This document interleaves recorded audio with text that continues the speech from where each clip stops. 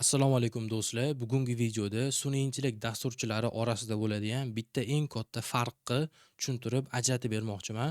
Chunki agar siz sun'iy intellekt dasturchisi bo'lish niyatingiz bo'lsa, shu sohaga kirmoqchi bo'lsangiz, buni ajratib olish, buni farqini bilib olish juda ham muhim hisoblanadi.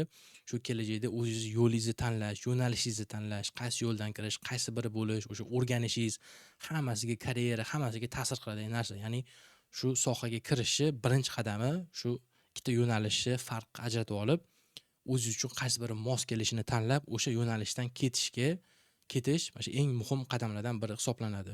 Bu videoda o'sha AI dasturchilari shu ikkiga ajralishi, ikkalasining farqini yaxshilab sizlarga tushuntirib bermoqchiman. Video qiziqarli va foydali ma'lumotlar bo'ladi. Boshladik. Demak, sun'iy intellekt dasturchilari ikkiga ajraladi. Birinchisi buni AI injener deymiz, ya'ni AI injener, AI muhandisi. Ikkinchisini bo'lsa AI researcher deyiladi. Inglizchasi AI shu tadqiqotchisi, olimi. Ya'ni ikkita AI muhandis va AI tadqiqotchiga ajraladi sun'iy intellekt sohasida.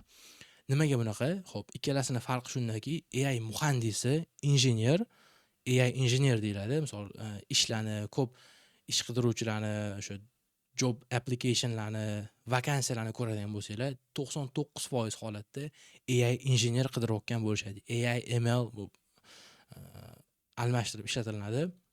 O'sha machine learning AI injener qidirishadi. 99% holatlarda shu dasturchilar qidiriladi.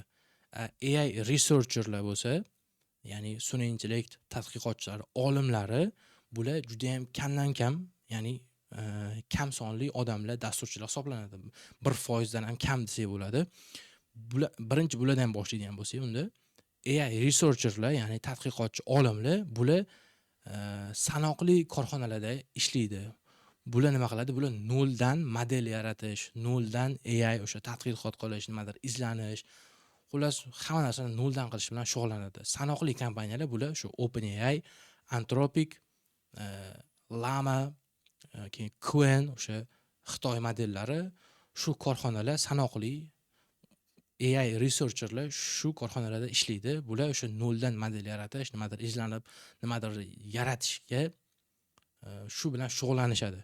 Nimaga? Chunki bu resurs talab qiladigan vazifa, ya'ni oddiy kichkinagina model yaratish ham minglab dollar talab qiladi. Katta modellarga millionlab, 100 millionlab, bir necha 100 millionlab dollarlar sarflanadi va oylab vaqt ketadi.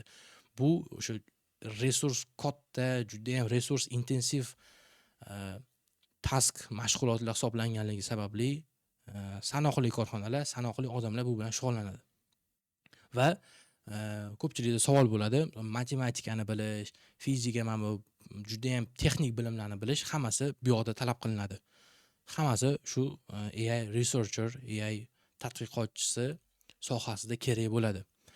Qolgan 99%larda AI injener nima qiladi?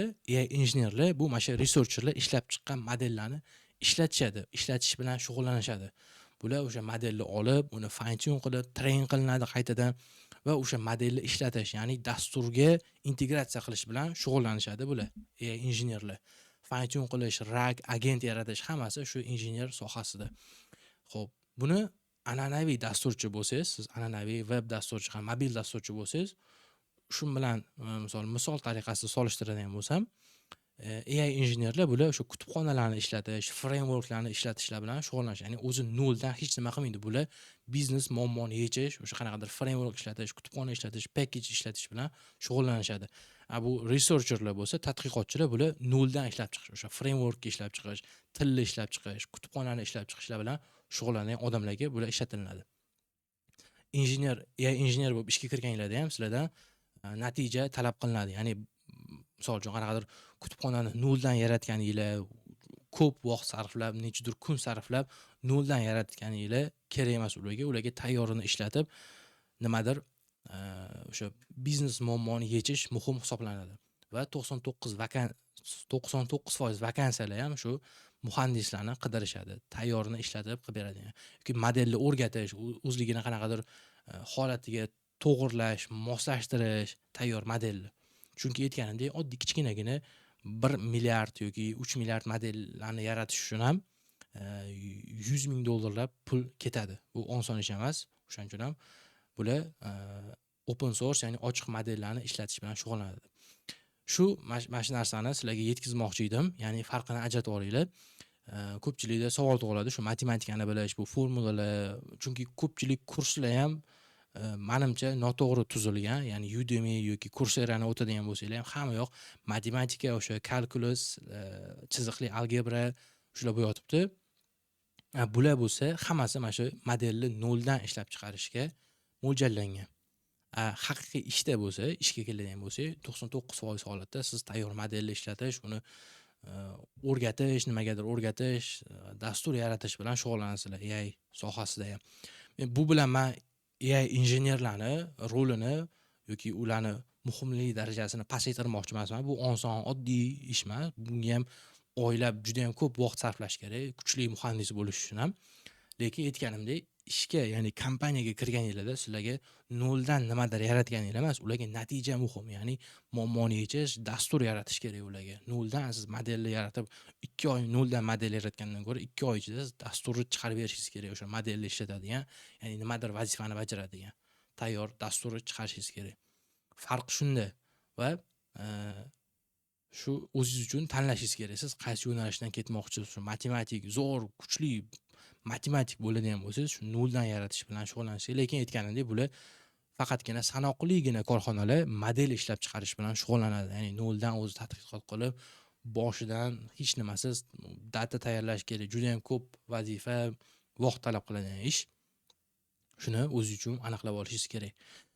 Rahmat videoni ko'rganingiz uchun. Xudo xolasa AI bu sun'iy intellekt sohasida bu yoqqa ko'proq videolar chiqadi.